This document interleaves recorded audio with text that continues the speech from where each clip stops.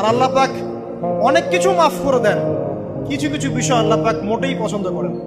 তার মধ্যে একটা হচ্ছে অহংকার, তার মধ্যে একটা হচ্ছে শিরক, তার মধ্যে একটা হচ্ছে অন্যের হক নষ্ট করা, তার মধ্যে একটা হচ্ছে আদম সন্তানকে হত্যা করা, তার মধ্যে একটা হচ্ছে বৃদ্ধ বয়সে ব্যভিচার করা, তার মধ্যে একটা হচ্ছে মুরতাদ হয়ে যাওয়া। ওই যে খ্রিস্টান হয়ে যাচ্ছেন না, খালি মরেন তারপরে বুঝবেন, খালি মালাকুল মউত আসুক তারপর বুঝবেন।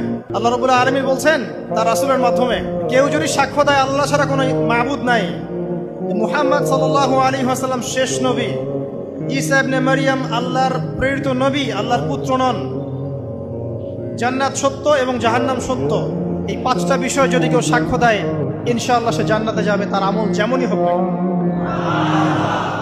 টাকার বিনিময়ে, চাকরির বিনিময়ে, সমাজ সেবার নামে আর চিকিৎসার নামে ইমান বিক্রি করে ফেললেন, সুবহানাল্লাহ সুবহানাল্লাহ।